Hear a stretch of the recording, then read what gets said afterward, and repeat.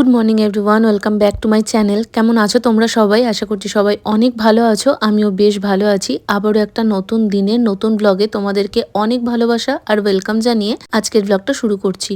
সকালে ওঠার পর থেকে বেশ অনেকখানি কাজ এগিয়ে গেছে, আর আজকে ঠান্ডাটা অনেকটাই কম, তাই ভেবেছি আজকে হেয়ার ওয়াশ করব। দেখা যাক কতটা কি করতে পারি। তবে এখন ঝটপট করে আমি বিছানাটা গুছিয়ে নিচ্ছি। এই শীতকালটায় রোদ দেখে তবে কাজ করতে হচ্ছে, মানে যেদিন রোদ উঠছে সেদিন আমি সমস্ত জামা কাপড় কাচাকাচি করছি, তার সাথে হেয়ার ওয়াশ করছি। মানে রোদ তো একদমই মাঝে উঠছিল না, তবে আবার 2-3 দিন ধরে বেশ ভালোই রোদ উঠেছে।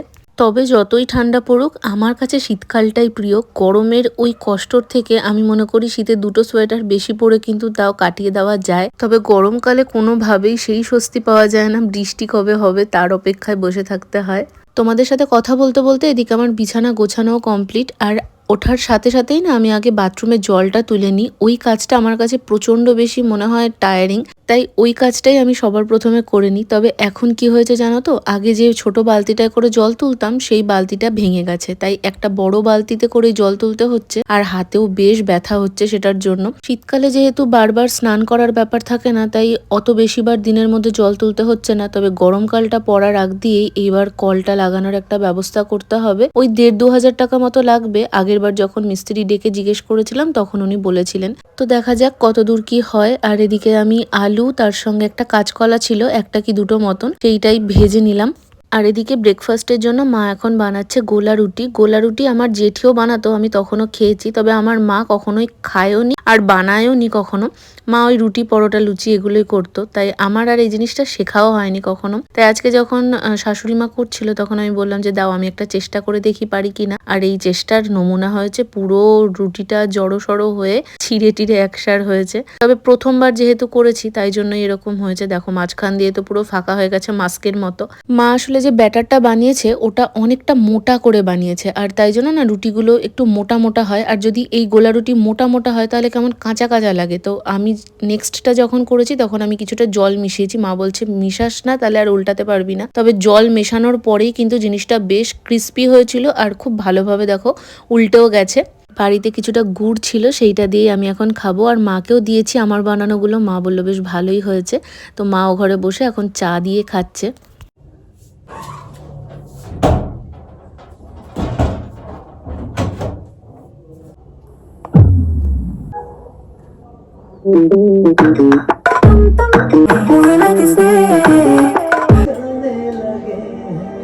ঝটপট করে আমি আগে স্নানটা করে এসেছি, কারণ বাইরের বাথরুমটায় তাও জলটা রোদে থাকে তো গরম থাকে। ভেতরের বাথরুমে যেহেতু সকালে তুলি জলটা ঠান্ডাই থাকে, আর আমি ঠান্ডা জলেই স্নান করি, গরম জল আমি আর এক্সট্রা করে নিই না। তারপর আমি যেটুকু প্রত্যেকদিন স্কিন কেয়ার করি সেটুকুই করলাম। একটা টোনার, তার সঙ্গে মামা আর্থের এই ময়শ্চারাইজারটা। স্কিন কেয়ার করার জন্য খুব বেশি দামি প্রোডাক্ট আমি কখনোই ইউজ করি না, কারণ আমি সেটা কিনতে পারবো না। যেটা আমি সারা বছর মাখবো সেটা যেন আমি সারা বছর কিনতে পারি নিজের ক্ষমতায়, সেটারই চেষ্টা করি। তাই জন্য যেটুকুটা ভালো অল্প দামের মধ্যে সেটুকুটাই আমি ইউজ করি। Good afternoon everyone. আজকে সকাল থেকে তোমাদের সামনে এসে আমার একটা বড় কথা বলা হয়নি। স্নান করতে গেছিলাম আমি, মানে বাইরে হেয়ার ওয়াশ করছিলাম, তখন দেখলাম এই সামনে দিয়ে মানে রাস্তা দিয়ে না অনেক কিছু যায় আমাদের। আমার একটা মাদুর নেওয়ার ইচ্ছা আছে। খাটে দেখবে চাদর শুধু পাতা থাকলে বেশি নোংরা হয়, আর আমার চাদর কাচতে বিরাট ল্যাদ লাগে, তো চাদরের জন্য একটা মাদুর নেবো ভেবেছি।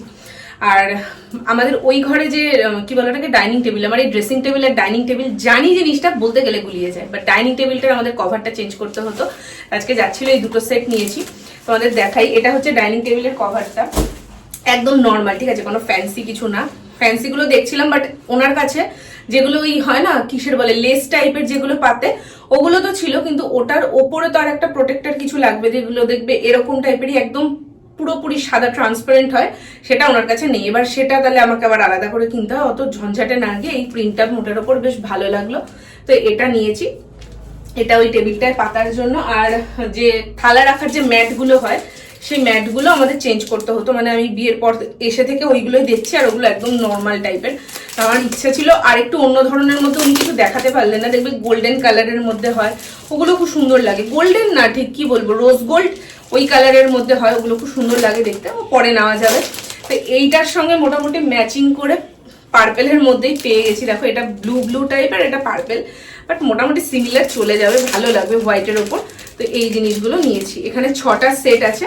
তো এই যে আমি প্রথমে না ভেবেছি ফ্রিজে যে ম্যাট পাতে সেই ম্যাট হয়তো এগুলো, কারণ আমাদের ফ্রিজের ম্যাটটা না ঠিক চেঞ্জ করতে হবে। আর ফ্রিজের ম্যাটগুলো কিন্তু এরকমই, আমাদের দেখবো যদি এগুলো হয়ে যায়, আমাদের এগুলো তো বেশি লাগবে না, 3টে মানুষের 3টে থালা, তো রেখে দিয়ে তারপরে যদি হয় তাহলে ফ্রিজে ভরে দেবো। তো দেখো এই যে এরকম, পেছনটা তো নর্মাল, আর এই সাইডে আছে ওই জলের গ্লাস রাখার জন্য বা বাটি এক্সট্রা কিছু রাখার জন্য, এরকম সাইডে দেখো ছোট ছোট দিয়েছে। এই হচ্ছে মোটার উপর ডিজাইনটা। তো মা ওদিকে সব নামিয়ে ফেলেছে, এখন আমি গিয়ে এটাকে পাতবো। তো অনেকদিন ধরে না নেবো ভাবছিলাম, বাজারে গিয়ে বা অনলাইন থেকে দেখলাম এই জিনিসগুলো, বাজারে যাওয়া হয়নি, অনলাইনে দেখছিলাম এগুলো 4টে সেটের দাম দেখাচ্ছে 200 টাকা, মিশোতে আমি দেখছিলাম। তো ঠিকই আছে, ভালোই পেয়েছি। এটার দাম কত বলছিল, 250 টাকা মতন মনে হয় বলছিল, কনফার্ম করে 200 টাকা রাজি হয়েছে। এই হচ্ছে ব্যাপার। কেমন হয়েছে তোমরা অবশ্যই কমেন্টে জানিও।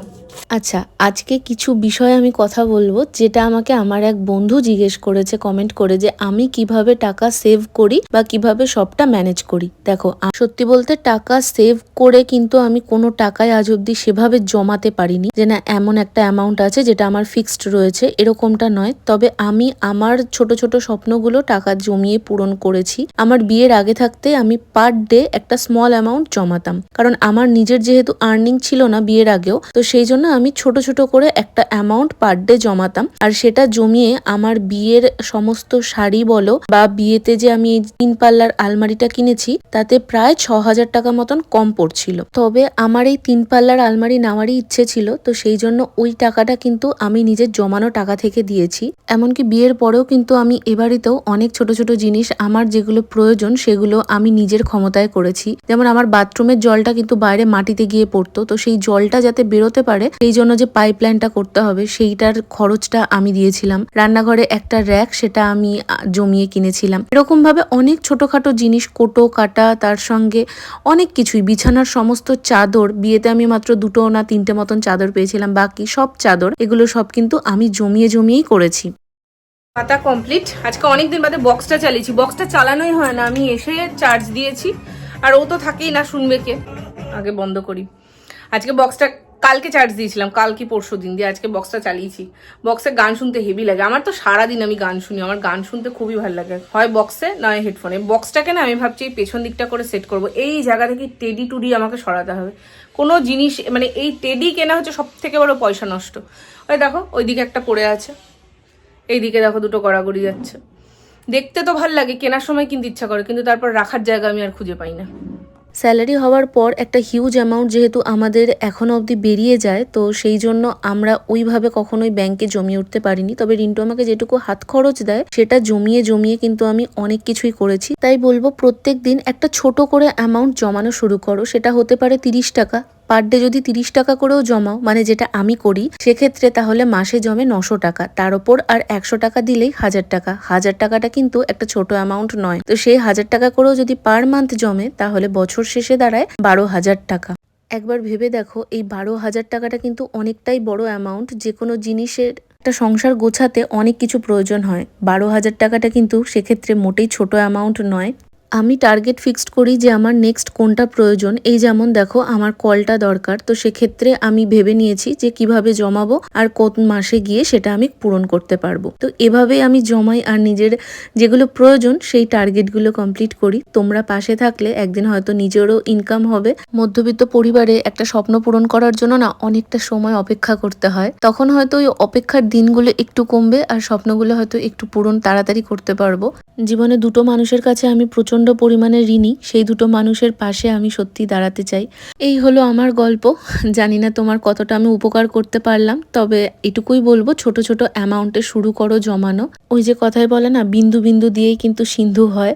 তোমাদের সঙ্গে কথা বলতে বলতে আমার অনেক কাজ হয়ে গেছে। সন্ধেবেলাতে ওর 2-3টে শার্ট ছিল, সেগুলোকে আয়রন করে রাখলাম আর আলমারিতে তুলে রাখলাম। প্রতিদিন সন্ধ্যার এই সময়টা আমি মাকে ফোন করি, তবে আজকে বাবা মা গেছে গঙ্গার ধারে ঘুরতে, তাই আর মাকেও ফোন করিনি। 6টা বাজছে আর আমার ঘুম ছাড়ছে না। আচ্ছা, এখন 8টা 6।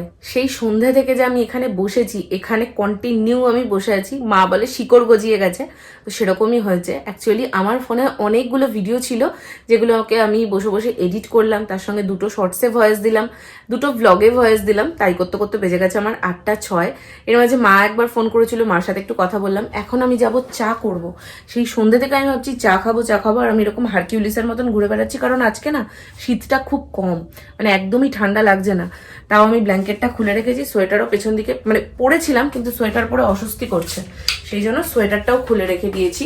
আর সন্ধ্যা থেকে তোমাদের সঙ্গে আমার আর কোনো রকম কোনো ব্লগ শেয়ার করা হয়নি, আমার ফোনেই চার্জ নেই। তো এই হচ্ছে মেন ব্যাপার। মা নেই, মা গেছে পাড়ায় এক জেঠির বাড়ি। তো চলো এখন একটু ঝটপট করে চা বানাই, চাটা নিয়ে গিয়ে এখন বসবো। তারপর রূপকথা ফোন করেছিল, ওর সাথেও কথা বলবো একটু। আর যেহেতু আমি ব্লগে ভয়েস দিচ্ছিলাম, সেই জন্য ওকে বললাম তুই রেখে দে, আমি পরে ফোন করছি। তো চলো এখন ঝটপট করে আগে একটু চা বানাই নিজের জন্য, আদা দিয়ে সুন্দর করে চা করবো, একদম বেশি করে আদা দিয়ে আর গোলমরিচের গুঁড়ো দিয়ে। তোমরা এরকম ভাবে খাও কিনা আমাকে জানিও, আমার বেশ ভালো লাগে, মানে গলার কাজটায় না অনেকটা রিলিফ লাগে। তো এই হচ্ছে বিষয়, চলো।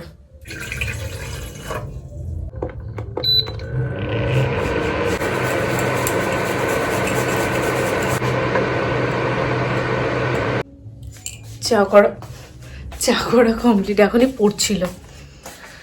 ফোনে আমার একদম চার্জ নেই, ব্লগে ভয়েস দিতে গিয়ে আর ব্লগ এডিট করতে গিয়ে সমস্ত চার্জ শেষ। তো ফোনটাকে এখন চার্জে বসাবো। চা করে এনে ফোনে কথা বলতে বলতে এদিকে আমি চাটা খেলাম। তার বেশ কিছুক্ষণ বাদে মাও এসেছে আর নিয়ে এসেছিল সিঙ্গারা, তাই ভাবলাম একটু মুড়ি দিয়েই খাওয়া যাক। সিঙ্গারা আর মুড়ি খেলাম, যদিও সিঙ্গারাটা না একদম ঠান্ডা হয়ে গেছিলো, তাও বেশ ভালোই লাগলো। আজকের ব্লগটা তোমাদের কেমন লাগলো অবশ্যই কমেন্টে জানিও। যদি ভালো লেগে থাকে তাহলে আমার চ্যানেলটা সাবস্ক্রাইব করে পাশে থেকে যেও। আজকের মতন টাটা।